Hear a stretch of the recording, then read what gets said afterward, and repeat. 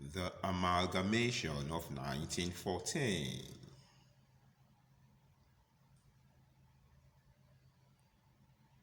Trained as an army officer, Frederick Lugard had served in India, Egypt, and East Africa, expelling Arab slave traders from Nyasaland and establishing the British presence in Uganda. In 1894, Lugard joined the Royal Niger Company and was sent to Borgu to counter French inroads, and in 1897 he was made responsible for raising the Royal West African Frontier Force from local duties to serve under British officers. Throughout his term as the High Commissioner of Northern Nigeria, Lugard was busy turning the economic sphere of influence inherited from the Royal Niger Company into a viable territorial body under strong British political control. His aim was to conquer the region as a whole and obtain recognition by his indigenous rulers, particularly the Sokoto Caliphate Fulani emirs for the British Protectorate. Lugard's campaign actively suppressed local resistance and used armed force after failure of diplomatic initiatives. In 1903, Kanem Bornu surrendered to Lugard's armed forces without a fight. However, Lugard mounted attacks on Kanu and Sokoto. From the point of view of Lugard, clear-cut military victories were important because otherwise their surrenders weakened the resistance. Lugard's popularity in northern Nigeria was due to his policy of indirect rule, which requested that the rulers who had been defeated administer the protectorate. If the emirs embraced British authority, abolished the slave trade, and cooperated with British officials to modernize their government, the colonial power was willing to confirm them in office. The emirs kept their titles of caliphate but were accountable to British district officials who had final authority. Emirs and other officials could be deposed by the British High Commissioner if necessary. Lugard sharply reduced the number of titled fief holders in the emirate, which undermined the influence of the rulers. Caliphate officials were converted under indirect rule into salaried district heads and became in essence agents of British authorities responsible for peacekeeping and tax collection. The old chain of command was merely capped with a new overlord, the High Commissioner of Britain. The Protectorate required only a limited number of colonial officers who were dispersed as overseers throughout the territory. They exercised discretion in advising the emirs and local officials, depending on local circumstances, but all instructions from the High Commissions were transmitted through the emir. Though the High Commissioner in the Protectorate possessed unlimited executive and legislative powers, most of the government activities were undertaken by the emirs and their local administrations, subject to British approval. A dual system of law worked.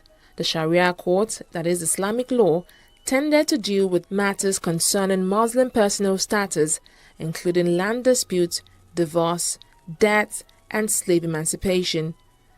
As a result of indirect rule, the domination of Hausa Fulani was confirmed and in some cases forced on diverse ethnic groups, some of them non-Muslims, in the so-called Middle Belt of Nigeria. The accomplishments of Lugard and his successor in economic development were limited by the revenues available to the colonial government. One of Lugard's initial acts was to separate the general treasury of each emirate from the emir's privy purse. From taxes collected by local officials, first 1/4 and later 1.5 was taken to support services of the colonial regime, which were meager because of the Protectorate's lack of public resources. In the South, missionaries made up for the lack of government expenditure on services. In the North, Lugard and his successor limited the activities of missionaries in order to maintain Muslim domination. Consequently, educational and medical services in the North lagged behind those in the South. Progress was made in economic development, however, as railroad lines were constructed to transport tin from Jos Plateau and northern-grown peanuts and cotton to ports on the coast, which were subsequently sent to England. Efforts to apply indirect rule to the South, which was formerly a protectorate from 1906, in emulation of Lugard's successful policy in the North, set off a search for legitimate indigenous authorities through whom the policies could be implemented. The task proved relatively easy in Yorubaland, where the governments and boundaries of traditional kingdoms were retained, in some instances revived. Among the Igbos in the southeast, where Aro hegemony had been crushed, the search for acceptable local administrators was met with frustration. As a result, the task of government initially were left in the hands of colonial officials who antagonized many Igbos. The Igbo therefore stressed traditional egalitarian principles as a justification for their early opposition to colonial rule. In Yorubaland and in the North, the devolution of administrative duties to the indigenous ruling elites contained much of the early opposition. Resistance to colonial rule was mitigated to the extent that local authorities and courts were able to manage affairs. The British prohibited the enslavement of free persons and suppressed slave trading. All children in the North who were born to persons in bondage on or after April 1, 1900, were declared free.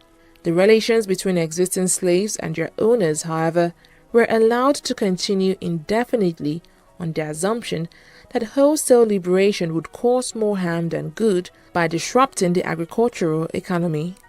As a consequence, at least several 100,000 slaves deserted their masters in the early years of colonial rule. In 1906, a radical Muslim uprising that received the support of many fugitive slaves was brutally crushed. In the South, slaves legally could be forced to return to their owners until 1914. In the North, vagrancy laws and the enforcement of proprietary rights to land were used as tax to check the flight of slaves. Slaves in the Northern Emirate could secure their freedom upon application to an Islamic court, but comparatively few used this option. Throughout the colonial period in the Muslim North, many slaves and their descendants continued to work for their masters or former masters and often received periodic payment, leading to emancipation. In 1912, Frederick Lugard was appointed Governor-General of both southern and northern Nigeria, with a mandate to unite the two protectorates. The main mission was to complete the amalgamation into one colony. Northern Nigeria, at 17,880 kilometers square, occupies 77.6% of Nigeria's land mass, which is nearly 4 times the size of southern Nigeria at 206,888 kilometers square.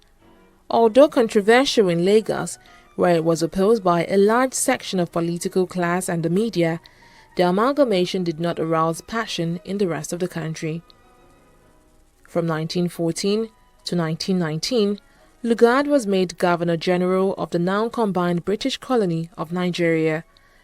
The amalgamation was done for economic reasons rather than political. Northern Nigeria Protectorate had a budget deficit, and the colonial administration sought to use the budget surplus in southern Nigeria to offset this deficit. The disparities between the protectorate was to be corrected by creating a central administration in Lagos, with customs revenue from the south paying for the projects in the north.